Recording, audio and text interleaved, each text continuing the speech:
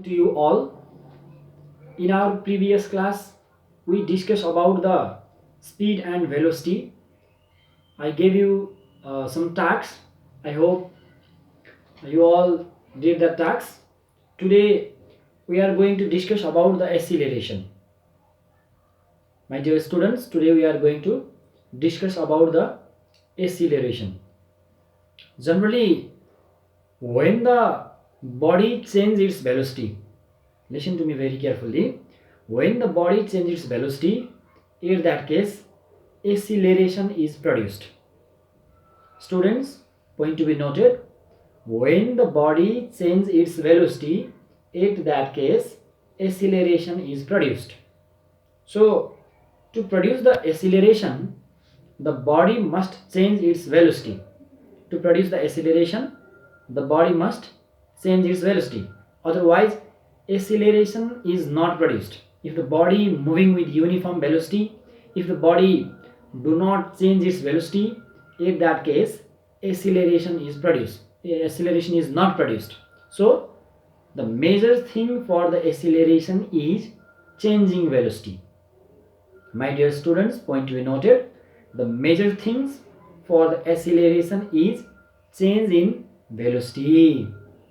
Acceleration only produced when the body changes its velocity. So, acceleration can be defined as the rate of change in velocity. Dear students, the acceleration can be defined as rate of change in velocity. So, you can define it as the rate of change in velocity is called acceleration. Listen again. The rate of change in velocity is called acceleration. Acceleration is denoted by A, small a. Most of the students are confused while denoting the acceleration. They use the capital A. That is wrong. So acceleration is denoted by A. It means small a. Acceleration is denoted by small a. The SI unit of acceleration is meter per second square. Meter slash second square. Meter per, that we called meter per second square. The SI unit of acceleration is what? Meter per second square. The CGS unit. I like to mute your microphone, all my dear students. I like to request you to mute your microphone. Mute your microphone, please. It's become easier to listen if you mute your microphone. So the SI unit of acceleration is meter per second square and its CGS unit is centimeter per second square. SI unit meter per second square, CGS unit centimeter per second square. So the formula to calculate the acceleration is, you can look at the book also, change in velocity upon time taken. The formula to calculate the acceleration is change in velocity by time taken. So, dear students, to change the velocity must be of two types. It means the velocity must be initial and final. Velocity change हुनको लागि दुईटा velocity हुनु पर्यो. Change हुनु भनेको एउटा initial velocity हुनु पर्यो. चेन्ज हुनलाई चेन्ज हुने भनेको दुईटा हुने हो नि. एउटा चाहिँ के हुनु पर्यो? फाइनल भेलोसिटी हुनु पर्यो. चेन्ज इन भेलोसिटी भनेको एउटा चेन्ज इन भेलोसिटीको लागि के हुनु पर्यो? इनिशियल भेलोसिटी हुनु पर्यो. अर्को चाहिँ फाइनल भेलोसिटी हुनु पर्यो है. So yes please. Yes, please. Yes, please. I'm listening you. Oh, b minus u by t. U minus b होइन, b minus u by t. म भन्दैछु. I'm coming on that point. So, acceleration को the formula to calculate the acceleration is change in velocity upon time taken. So, change in velocity means final velocity minus initial velocity upon time taken by time taken. You can write there on your copy. Acceleration equal to final velocity denoted by v, final velocity denoted by v minus initial velocity denoted by u upon time taken t.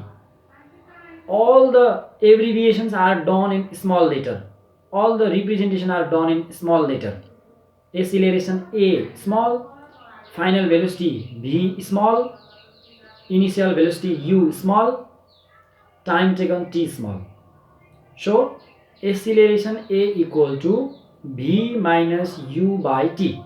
The formula to calculate the acceleration is v minus u by t, where v is final velocity, u is initial velocity, and t is time taken by the body. All of you are clear or not? All of you are clear?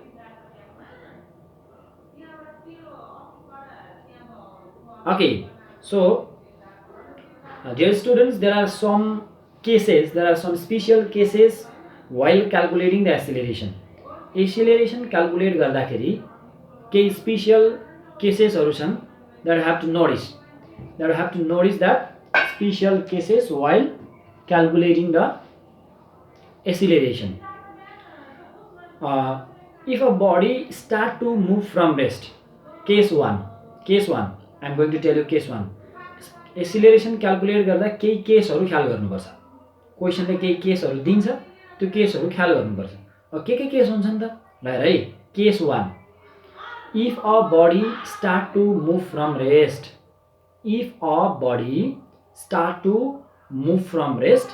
at that case its initial velocity u equal to 0.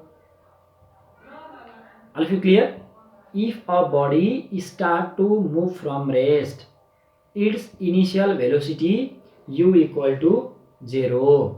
Body यदि रेस्टबाट move गर्न सुरु गरेको छ भने त्यसको initial velocity u चाहिँ के हुन्छ? 0 हुन्छ है.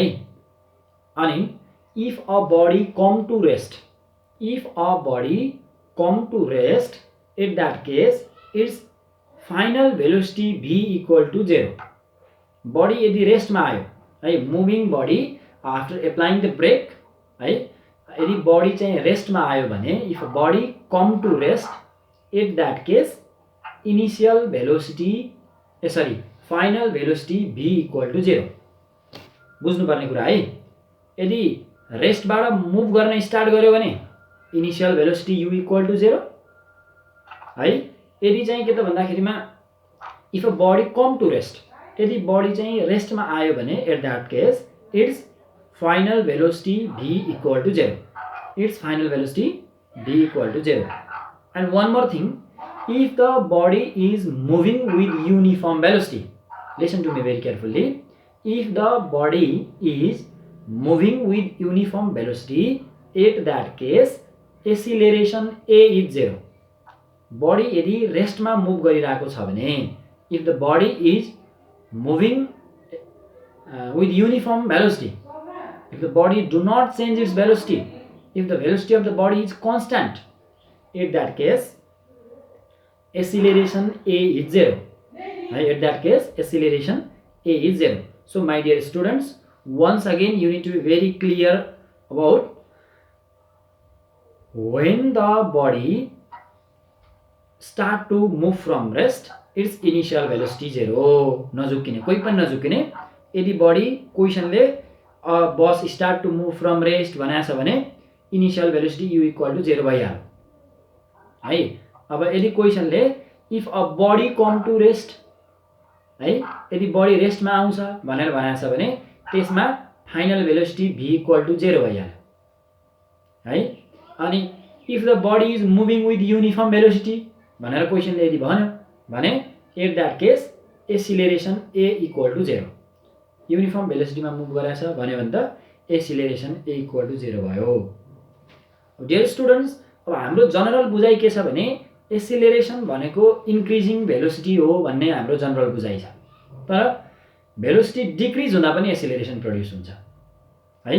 तिम्रो यदि कन्फ्युज छ एक्सिलरेसन भनेको इन्क्रिजिङ भेलोसिटी मात्रै हो भन्ने कुराको तिमीहरूलाई if you are confused, then today onwards you must be clear about that acceleration is produced while decreasing the velocity also है.